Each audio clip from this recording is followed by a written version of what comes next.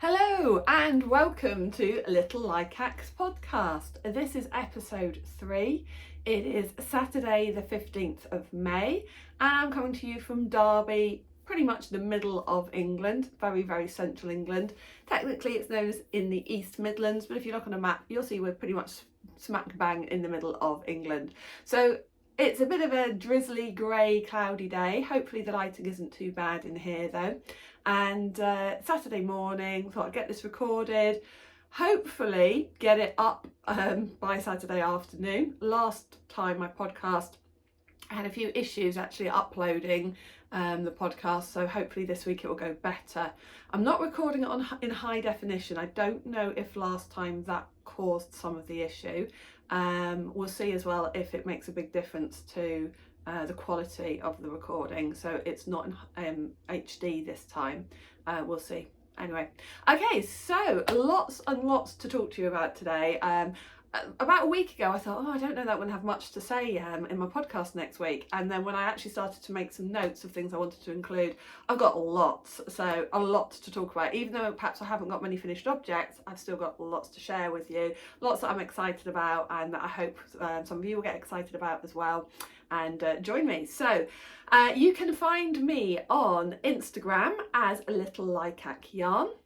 You can find me on Etsy as Little Likac Yarn, and on Etsy I sell my own hand-dyed yarn and stitch markers, and I've got a couple of patterns for sale, sock patterns, very simple sock patterns on my Etsy shop. And on Ravelry I am a Likac66 and my 2 patterns are available on Ravelry as well. So firstly I've got to say, YouTube, oh my goodness, thank you. It's such a cliche to say I'm blown away, but I really am. To be well over 100 subscribers now has just really shocked me, surprised me, been lovely. So I am doing a giveaway, so I'll bring that up later in the podcast, but there will be a giveaway to celebrate over 100 subscribers to my YouTube channel, which I never imagined would happen within my first couple of podcasts. I have to say a huge thank you obviously to everybody who has subscribed. Every time you get a notification to say somebody's subscribed, you get a little bit of joy in your heart, because you think, wow, somebody liked it that much that they want to see another episode. So that's really amazing. Thank you. And the comments as well that people have left for me have just again been so lovely. So many people saying really lovely things, and I can't say again how much each one does mean. And I know I sound so cliched because every podcaster says it, but it is really true. It is quite funny. Quite a few people actually have said that I seem to have seem quite natural, which is a lovely thing to say. And I was saying to my family about that, about how nice that is to hear. And my daughter, actually I think it was my daughter's boyfriend, suggested it could be to do with the fact that I'm a teacher, I've been teaching online a lot, and I'm used to talking into a camera. And I said, yes, actually, not only that, but I'm used to talking into a camera without necessarily being able to see anybody, because the school I was teaching at, the students didn't have their cameras on. We didn't ask them to put their cameras on. And so you were constantly talking to yourself on video and not really 100% sure if anybody was listening, but just carrying on anyway. So maybe, and I do remember being really nervous the first few times I had to teach on Teams like that and Zoom and things. So perhaps that's what's helped me, because I'm sitting here chatting away to you, just hoping that somebody is out there listening, just like I was with some of my lessons, particularly with some of the older students in lockdown. So yeah, maybe that's what's really helped me to be able to kind of just talk to you and just imagine that you are there. So thank you. I've also got to say a big thank you to some other podcasters who have mentioned me in their podcasts, which I'm sure has also helped my numbers. So I think Ruth Loves to Knit, Lindsay from Stitch Create Love, no, this is terrible because I know Angela on Knitting on the Farm. Thank you. So I know they've all mentioned me, which is really lovely. They are podcasters that I follow, and I've also been lucky enough to meet up with some of them on Zoom as well. So I really appreciate their support.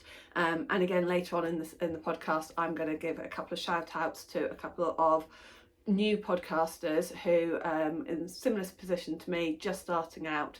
So I'm going to give a couple of suggestions for other people you might like to go and have a look and see if you want to follow them as well.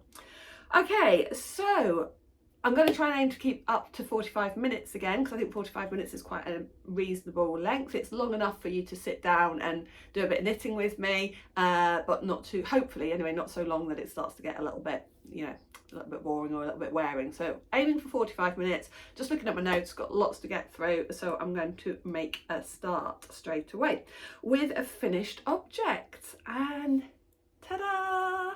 In case you hadn't spotted it, here it is, the V-back tee. But today I am wearing it this way around. So you may have seen, if you do follow me on Instagram, I posted some pictures of me wearing it the other way round, the correct way round, if you like, with the V at the back. And I really like it like that, which I wasn't sure I would.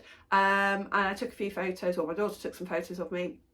And I've put those on Instagram and on my Ravelry project page, and I've worn this now 3 or 4 times already. I've worn it with jeans, I've worn it with white linen trousers, yeah, I really love it. And the reason why I didn't wear it this way round for the photos is my husband kind of pointed out that it does maybe bunch a little bit round the armpits, and he made me quite self-conscious of that. But actually since then I have worn it like this a couple of times, and yeah, I like it both ways. I like it both ways.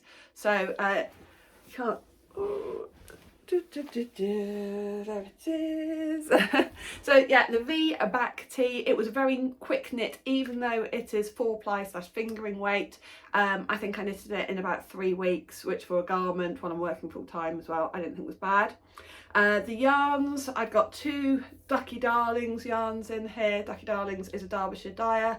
So I've got 2 yarns from her in here, and then 2 out of my old stash, one by D&T Crafts or DT Crafts, and one which I kept referring to my mystery one. I did find the label for it, but I can't pronounce the dyer anyway. But I think it was a Trek sock base that they had used and then dyed over, but from very deep stash, so I doubt that person is still dyeing anyway. So yes, very, very pleased with that. That's my main finished object. I've got 2 kind of sort of finished objects, but not really finished objects, if you see what I mean, and I'll show you what I mean from that. So I mentioned this last time and showed you some of the squares, that I'm doing the Radvent Throw by a designer called Amber, A-M-B-A-H, or maybe it's Ramba, R-A-M-B-A-H. Terrible. I've written it down as just Amber, but when I put the show notes down, I'll put it correctly. So this beautiful variegated purple is now in a square as well. I do really love this. It is fiddly to start because you did it on DPNs, and it's really, really fiddly because you start with just casting on 8 stitches, so effectively you just got 2 stitches on each needle, and the first few rounds, oh, you feel like an octopus trying to hold on to all the needles so the needles don't slip out of the yarn, etc. Once you've got the first few rows done, then it goes quite, I wouldn't say quickly, but it goes much more smoothly. It takes maybe about 3 hours to do one, because by the time you get to the last few rounds, you've got quite a few stitches on there. So I've done one in this beautiful purple, and I've also did one in the yellow that I had used for my Storm Seeker socks. This is one of my yarns. This is the Miranda colourway from the Tempest collection. So those are finished, as in respect they are finished squares, but obviously it's not a finished object as a blanket yet. I've also got then this yarn from the V-back tee, the other Ducky Darlings one, which will have a square made of it from it, and also this one will have a square. You can see I've got loads left, so they may also go into socks as well. This will go definitely now, we'll go next into my scrappy blanket, granny stripes, and also I'll probably wind off a couple of 10-gram mini skeins to send in swaps, which I'm going to talk about. If I've got time, I'll be talking about swaps as well today. So much to talk about today. I've got down as a potential title for this episode, Overcommitting Yourself. yeah, take from that what you will. There may be an element of that in my life right at the moment, but I love being busy. If I'm busy, I'm worrying less, but then if I'm busy, I'm giving myself more things to worry about, maybe. But anyway, but worrying about knitting is a nice worry. So yes, so the blanket squares are coming on, and I'm classing those as finished objects. I've got this tiny little bit left of my Miranda, which will just about, don't think it'll even do a row on my granny square blanket, but it will go into it anyway. Right, those are my finished objects.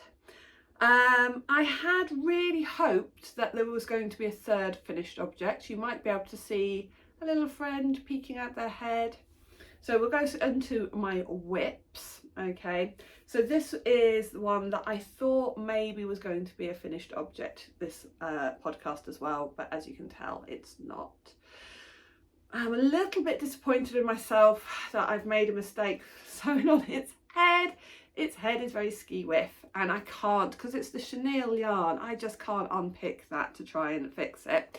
However, perhaps it's got a kind of a quizzical look, kind of like this. So my daughter didn't seem too worried. She thinks it's cute. At the moment, it looks more like a thimble than a dinosaur. But once it's got its horns on here and here, it'll start hopefully to look more like a dinosaur. His legs, or her legs, its legs are finished. Its arms are finished. So here's an arm. It's going to have an arm and legs. So cute. I've crocheted nearly everything. There's one of its little horns that will go up here. The only thing left to actually crochet, it's got a little patch that goes on its tummy. It's going to be really, really cute. The only thing I've got left to crochet is I have to crochet a second layer of this frill, which will be in the grey, and I've got to crochet that, I think, pretty much identically in front of it, and then crochet them together so it's yellow on the back and grey on the front. The frill has been the most tricky bit to do because it has got quite a lot of increases, and it's very, very hard. As I said last time, I think it's quite difficult to see and count your stitches once they're in, and this one as well, the frill worked back and forth, whereas everything else has just been in the round. So yes, the pattern is Twinkle the Triceratops, so in my head I've been calling this Twinkle. Don't know what my daughter, well, my daughter says she's probably not going to name it, which is a bit sad, but so to me it's Twinkle. She's a bit like this, so, but never mind.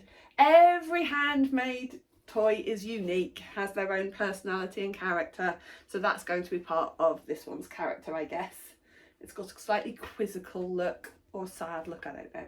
Anyway, so that is very nearly finished, as I had hoped to have finished it. I started sewing it together last night, thinking as well that it wasn't going to take me as long. I didn't realise how fiddly the frill bit was going to be.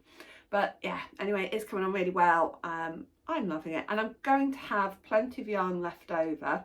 My plan is to get another ball of the grey and then do the same dinosaur in the reverse colours, the main colour being grey with yellow accessories, and that is going to be a birthday present for my niece's daughter, who will be 1 in August. So I don't think she watches the podcast. Well, it doesn't matter if the 1-year-old does, but I don't think my niece watches the podcast. So I'm going to crochet the same pattern but reverse it, and that, I think that will make a lovely present for my little great niece, although I don't like saying the phrase great niece. I'm not old enough to have a great niece, surely. But so yes, that's what I'm going to do with the leftovers of that. Right, so what else is on my needles? Next I'm going to talk about my rainbow socks for this month. Now this is what I was talking a little bit about with overcommitment.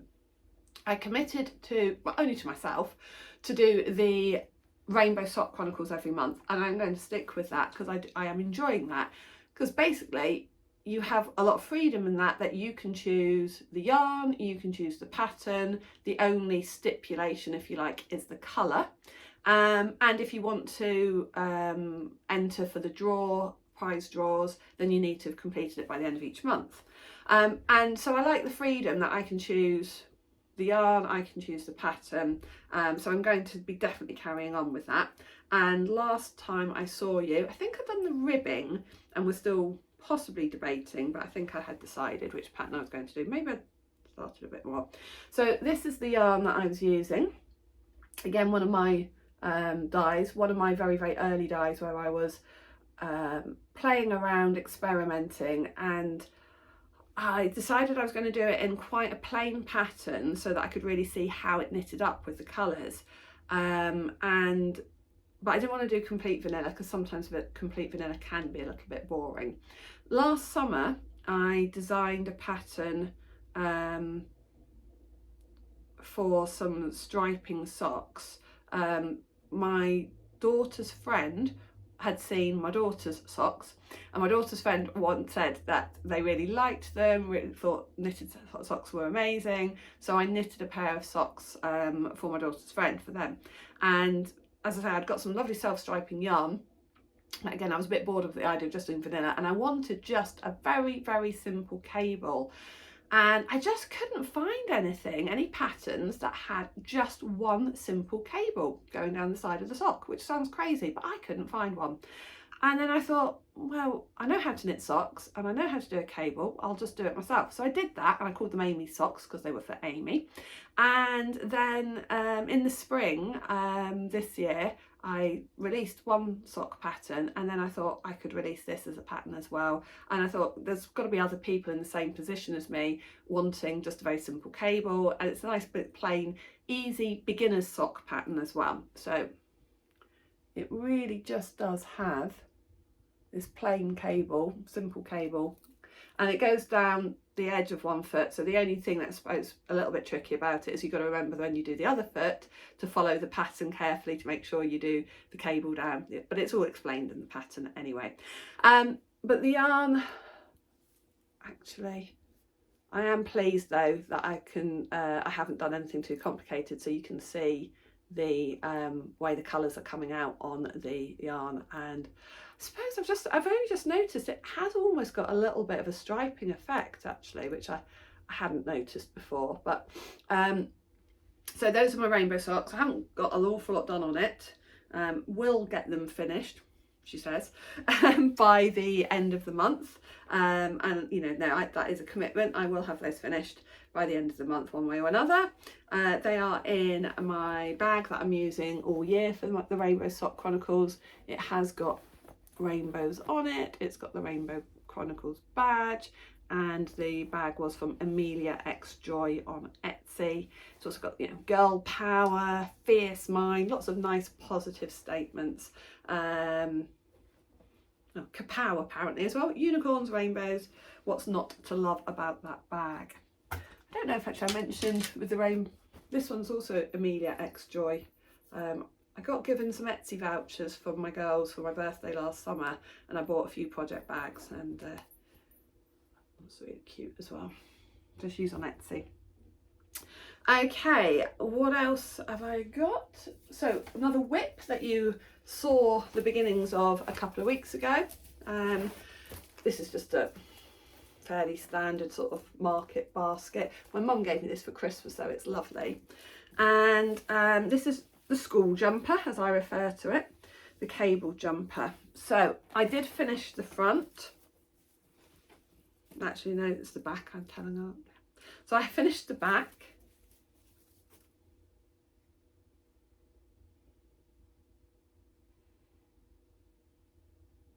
So this is knitted in Serda Soya cotton, and I was saying that the cabling is, you do have to concentrate. It's a very long repeat pattern. It's like something like 36 rows, and it's not particularly instinctive or intuitive, and you've got to remember to do the bobbles, so I do have to follow every row.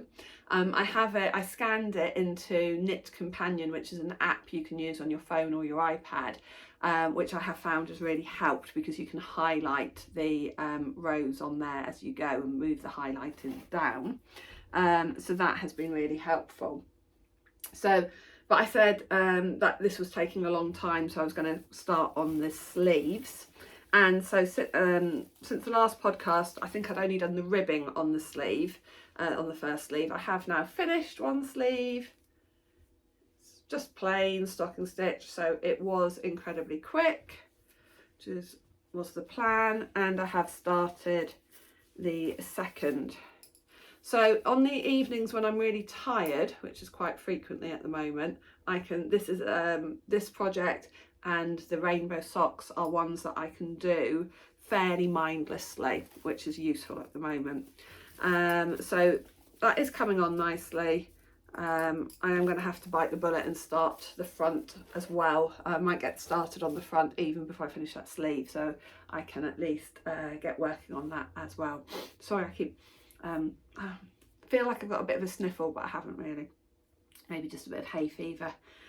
This room that I'm in is actually a little building we've got at the bottom of the garden, and so it is sort of surrounded by the garden, and I've been in and out this morning bringing stuff down, so I think a bit of pollen, got a little bit of hay fever this morning. So those were my 3 main whips that you had already seen, and then I have got a new cast on that I've started this month. This is a test knit, and here we go about overcommitting. I am a sucker for a test knit, and so the designer who designed the Storm Seeker socks, the yellow socks I did, I had noticed that she was working on a new sock pattern, and it looked really interesting and something a bit different. And I was thinking as well that I was going to knit my husband another pair of socks, because he is knit worthy. He has got 2 pairs of socks that I've knitted him, and he does like them. So I saw this pattern that Rowrowandkades Kelly was designing, and I thought that would make a really nice pair of men's socks. So when she called out for test knitters, I offered to knit the large adult size. I'll tell you why in a minute, that's an overcommitment. The large adult size, and I asked my husband what colour he wanted the socks, and he said, imagine a dark stormy sky over the sea at night. And I was like, what, you mean like the Tempest? Like I've already died. But to be fair, my Tempest sock colourway, which was inspired by the idea of dark stormy skies over the sea, I thought that was going to be too busy though, too many different colours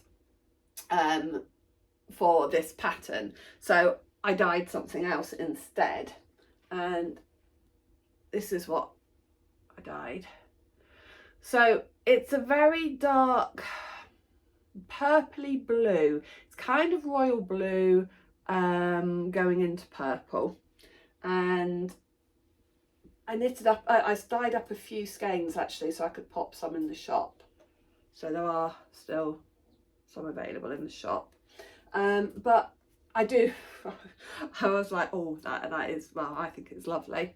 But also the way it's come out, variegated, it has got some bits that are lighter, which I thought, because I was also worried if I was doing the adult large size, and it does take quite a lot of yarn because of the way the pattern comes up, and I'll show you in a minute. I was worried, would I get the full socks out of one skein? So I thought I'll do contrasting heels, toes and cuffs. And I've got all of this yarn left from the V-back tee. So this is what I'm using for the cuffs, heels and toes. So let me show you the pattern. The pattern is beautiful. The pattern is really lovely. It's really heavily textured, and as I say, I think I personally it's really great for a man's sock. So there's the ribbing, and even the ribbing is a little bit unusual. It's got these eyelets, and then here's the stitch pattern. Can you see that? Now that stitch pattern is done with a very, very simple cable, and you can use like a little cable needle to do it, or you can do it by manipulating the arm, taking the cable, the stitch off the needles. Either way, it is a little bit fiddly, and Kelly had warned us, all the test knitters, that it does pull in quite tight, so you need to watch your gauge. But you know what us knitters are like with gauge and tension. We're like, yeah. And I thought, well, I'm always a loose knitter, so I'll go down a needle size. Use my usual 2.25mm needles. instead of 2.5 that it says in the pattern. And actually I do think the 2.25 is spot on for my ribbing, but when I was knitting this, I hadn't realised just how tightly it was knitting till another test knitter had mentioned an issue they'd had with fitting, and Kelly had said, did you check gauge? And at that point I thought, I haven't checked my gauge. Should I check my gauge? And I checked my gauge or tension. And if you're not sure what that means, that's just checking how many stitches you've actually got in the fabric per 10 centimetres or 4 inches. And sure enough, I was way over, and it was knitting up way smaller than it should. And I thought, oh dear. So I had to rip back, and it was completely my fault. It states clearly in the pattern, and Kelly had made it really clear that this pattern does pull in the yarn quite tight, so it's my own fault. So I ripped back all the way back to the ribbing and changed to 2.5mm needles for this part, and I've stayed on the 2.5 needles from now on. Okay, so for the second sock I'll do the same, 2.25 for the ribbing, but then definitely go into the slightly larger needles for the and they're not large needles, and she says they're exactly the needles she says. And now I've got gauge. So I can't pronounce the name of the socks. Corazon, something like that. But if you check out Rowrowandkades or Kelly Menzies on Ravelry, she's the designer. She's got loads of lovely designs. She also designs, as I say, the Storm Seeker socks, and we are working on this pattern. The deadline for the first sock is the 18th of May, 3 days. Okay, right, so this is going to get all the attention for the next 3 days. So that I can get one sock finished for her by then, and I will. I'm going to get it done.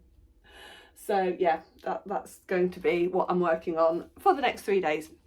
Okay, so I think those are all my whips, and I'm going to do the obligatory take a glass of water. If you don't like the sound of gulping, mute for a minute or two. Okay, and I've also brought down a mug, different knitting mug this time. Last time I had my beautiful Knitting as My Happy Place mug, but this time I have brought this one down specially. It's got fruit tea in it. It is my summer sock camp mug that I bought last summer. So if you don't know about summer sock camp, it is organised by a podcaster called The Crazy Sock Lady, and I've been following her for about a year, and she is exactly what her podcast sounds like: crazy about socks, knitting socks, designing sock patterns, talking about socks, sock yarn, you name it. If you love knitting socks, she does knit other things and talk about other things, but as it would suggest, The Crazy Sock Lady, mostly it's about sock knitting.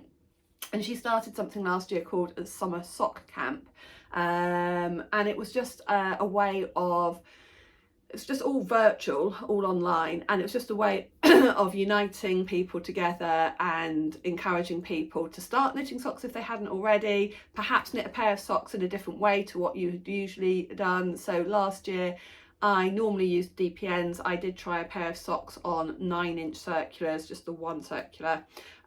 She also, so she was encouraging people maybe to try toe up socks if you don't normally knit that way, or cuff down, whatever, try something new. And we were all there just encouraging each other. And it went on, and she has some tutorials, and it lasted for about 3-4 months, and it was really fun. It was one of those things that really help unite you. So that is happening again this year. So I bought the Summer Sock Camp mug from her last year from America, paid probably as much for shipping as I did for the mug. And I know this year she has got, I think, again, a mug and t-shirts and various things, but it's all in America, so it does get quite expensive to pay for the merchandise. So I thought, wouldn't it be cute to do some camp or camping related stitch markers myself, for myself. And then I thought, well, actually, I know, camping is a really popular thing in this country as well, and caravanning, etc. So I have done a set of stitch markers. This is one with the tent on it. So I've got a set for myself. That's what it started. So I've got some for Summer Sock Camp this year. And I don't know if you can see, you've got a little sign that says camp, a tent, and then it's a little campfire on the other side. So you get 2 stitch markers and 1 progress keeper. But as I say, I know in this country, caravanning is very, very popular. So I've also got a set. I think I'm going to give my mum a set of these actually, because she has a caravan. So this set is the same, little camp sign, a little campfire and a caravan. And I've also got a little backpack as well, which would also come with the campfire and camp sign as well actually. So you could also, so you've got the option of 3, these are in my shop. So you can choose to have, they all come with the campfire and the little camp sign as stitch markers. They're on rings, and then you've got a lobster clasp, progress keeper. You've got the choice of a tent, a caravan, or a backpack. So if you like the look of those, do take a look. I have to say the tent ones are selling really well. I've restocked them though. I had to order some more tent ones, so they are restocked in the shop. And then also, because if you're going to join in with a make along like this, you know, I like to have all little matching accessories, and I have bought this project bag. Oh, look at this with the little tents on, which I get when I saw this project bag on Etsy. I thought that will be perfect for sock camp. I know last year I tried to find a project bag with some kind of camping on it, and didn't really find anything that I liked that was in my price range. Excuse me. So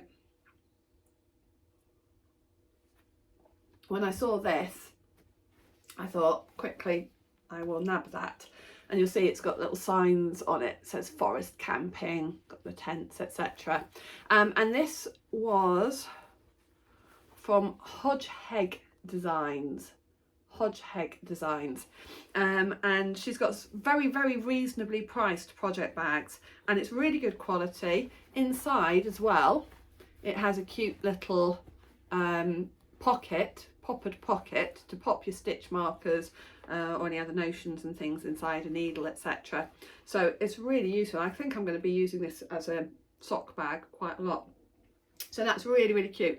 Hodgeheg Designs. I will put her Etsy shop on the links as well. So yes, the summer sock camp will be coming up. I am getting prepared for that. Haven't decided. I mean, I might do some crossover there as well, and have knit something for the Rainbow Sock Chronicles at the same time. I don't know yet, but I've got the bag and stuff ready to go, and the stitch markers ready to go.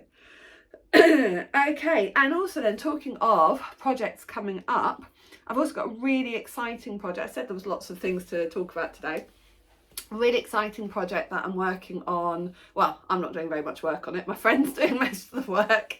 So one of my friends, Penny, she designs patterns as well. She is called Penny Baker Knits, and I test knitted a shawl for her in December last year, called the Quiet Time shawl.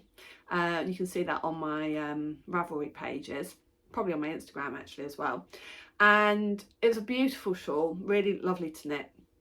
So she was talking about designing another shawl, and she was looking for a colourway, or a yarn to use, and I'm really, really proud actually that she chose me to dye the yarn for her. So I've dyed some yarn. It's in my luxury 85% merino, really, really soft, and so she's busy designing a shawl pattern that she's going to be launching next month, and I've offered to test knit that as well. Oh my goodness, it is so, so pretty.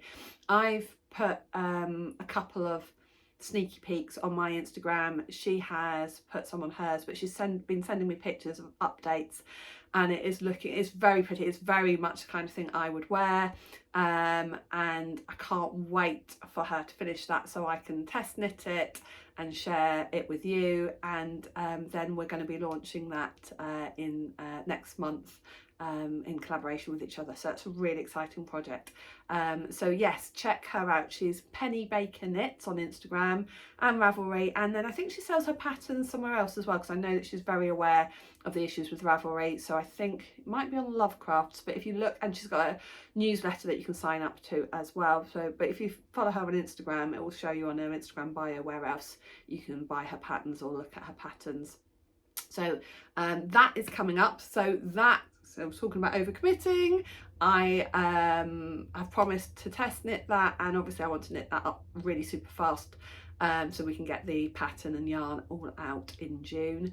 And so I think I have allocated the first week in June, when I am off work, half term, to crack through that shawl as quickly as I can. But it looks like it's going to be a beautiful knit. I think it will knit quickly, because I think it's one of those where you want to do the next bit and the next bit and the next bit, and it's just going to look lovely. And it should only take one skein of yarn as well, which is I always think is good for a shawl project. Then you can have a nice one skein sort of luxury, and get a full shawl out of that. So yes, so check that out. Okay, so I think I've done, I was going to say I've done my acquisitions, because I've talked about the project bag that I bought. But actually I have got a couple of other acquisitions, things that I have acquired. One that I've bought, one that was sent to me. So I love doing swaps with other knitters and crocheters and yarny people, and one that I sign up for is an Advent swap that you do through the year.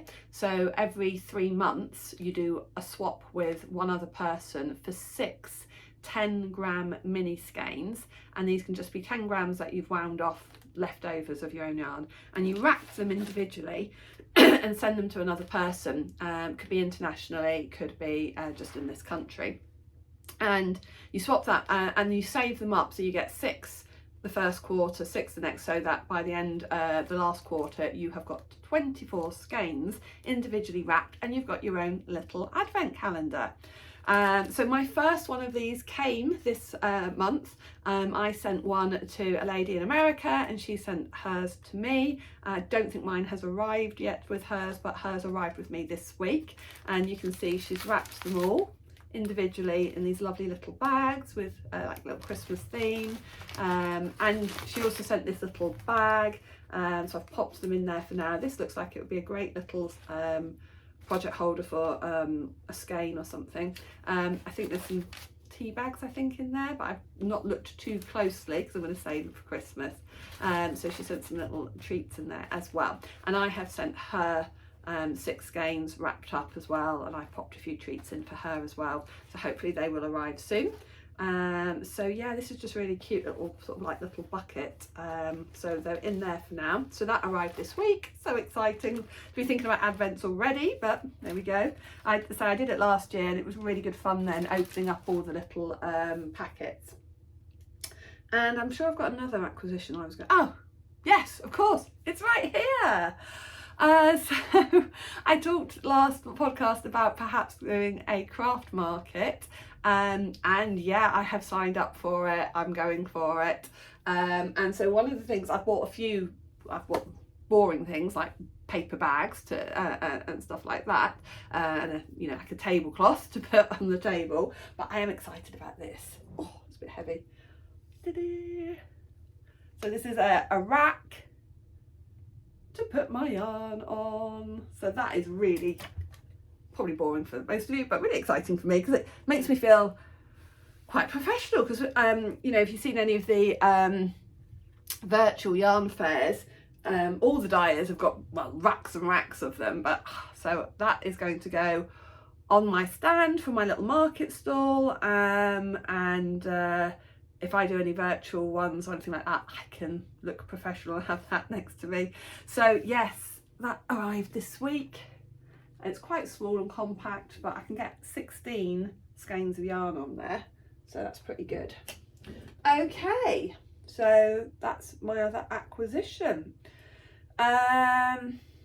I'm going to talk about the giveaway now, talking about my yarn and things. Okay, so I said at the beginning I was so super excited about getting over 100 subscribers. I've just caught my t-shirt. And I was going to do a giveaway. So what I have got to give away are some mini skeins. Okay, so similar to what I was just saying about the ones coming on my Advent swap, these are 10-gram minis. but these are from, I have got mini sets of these colours in my shop at 20 gram minis, a set of 5, so they would make up 100 grams.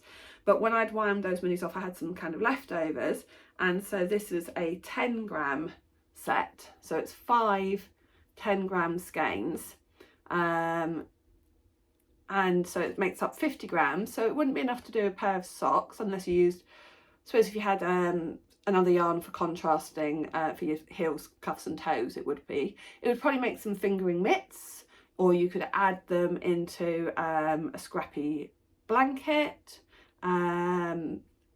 whatever you like really. And this is on my soft sock base, and I called this Spring Bouquet. So as I say, there are 100 gram versions in the shop where you've got 5 20 grams. This is 5 10 grams. So this I'm giving away with a stitch marker, and I thought this was really quite cute, little cupcake stitch marker to go with it. And this is one of the reasons why I've kept this below 100 grams is because I want to offer this internationally as well. I am assuming that I have got some international viewers as well, because I notice quite often my subscriber numbers and viewing numbers go up overnight. So my assumption is somebody is watching either overnight or when they can't sleep, or I've got some international viewers. So I thought if I kept the giveaway price to less than 100 grams, then that keeps the cost of sending it internationally much more reasonable. The moment you go over 100 grams, it triples in price to ship. So I'm more than happy to ship under 100 grams internationally. So hence the reason why you've got 50 grams of yarn rather than 100 grams, a very small lightweight stitch marker, and there'll probably be a few other little treats in there as well. But as long as I keep it under 100 grams, then it can go internationally at a reasonable price. All right, so to win this little prize package, stitch marker and the mini skeins, what I'd like you to do is leave a comment below, and particularly to say what you would do with the mini skeins. Would you, like I say, you could use them for socks, you could use to go into some socks, perhaps some fingerless gloves, blanket. What would you do with these beautiful mini skeins? Okay, so if you put a comment that includes that, I will assume then you want to be in the giveaway, and if you don't want to be in the giveaway, then just say that, not interested, because don't want to waste anyone's time chasing somebody. And then I will draw for that just before I podcast next time in 2 weeks. I will just say as well, if you're interested in where I'm going to be in the market, that is actually going to be at Newark, and they have an artisan craft market at the end of each month, the last Sunday. So my first day will be Sunday the 30th of May, which is the bank holiday weekend, which could be quite good. And it is at Newark Market Square. Newark is a small market town on the border of Nottinghamshire and Lincolnshire. It's about 45 minutes drive for me. Nice little town. It's not a very big market. It's not a very big town. But if you are in that area, then, perhaps pop by if you wanted to say hello. So that is going to be, my first one is, what's that, about 3 weeks time. So I've got one podcast before then. Or would I be podcasting that weekend? Maybe. The other thing that's really exciting for me coming up is next week as well, I'm going to physically going to a dyeing workshop, where I'm hopefully planning on asking about certain techniques that I want to try and find out a bit more about, so I can extend my repertoire in the dyeing. So that's coming up next week, which is really exciting. Yeah, let me just have a quick look what else I wanted to mention, because I'm conscious I am coming up to 44 minutes.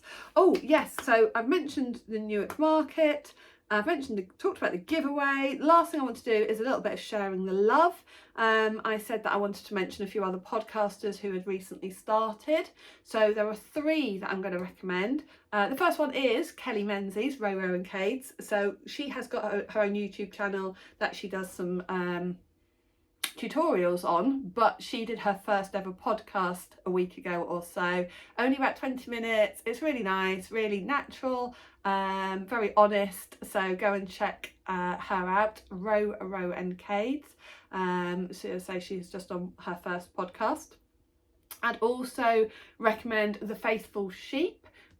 She has also only done one podcast, so I'm just trying to help encourage people who have just started. But it was, again, really lovely first podcast, lots of interesting patterns and projects that she's working on, and really nice to watch. And the third one I would say is Mouse's Makes. I will have to just double check that. Mouse's Makes, and that's another Amanda, and she's done about 6 podcasts, I think, and I think she's doing them weekly. And so go and check her out. She's just finished a lovely striped jumper that I thought was really nice. So yes, she's on about podcast number 6. So if you fancy some newer podcasts, people like me who have just started out, those are 3 that I would recommend. Okay, I'm just checking down my notes because I think I have got through everything I wanted to say. Yeah, so overcommitting, maybe I have overcommitted. What I was going to say is, for example, the handmade sock society that I was trying to keep up with as well has gone out the window a little bit. But this month's release anyway, well, last month's I didn't finish, and this month's they are knitted toe up, which I've done 1 pair of toe up socks, did not enjoy the process, so. And I didn't look at those socks this time and go, oh, I've got to knit those. So the Handmade Sock Society is being pushed to one side for now. Yeah, and as I say, finishing off test knit, starting a new test knit, starting a market stall. Yeah, overcommitting, but loving it. Absolutely loving it. So thank you so much for sticking with me if you have. Don't forget to leave a comment below about what you would do with those mini skeins if you won them, and I will do the giveaway prize draw for that. Check out my Instagram, Little Likac Yarns, to see what I'm up to in the next couple of weeks, and my progress on my whips. I'm sure Twinkle the Triceratops will be finished and posted on there fairly soon. And if you've not already subscribed and you want to see the progress, then obviously if you subscribe to my channel, it's easier to find the next podcast. So thank you very much. Hope you've enjoyed it, and I will see you again soon. Bye.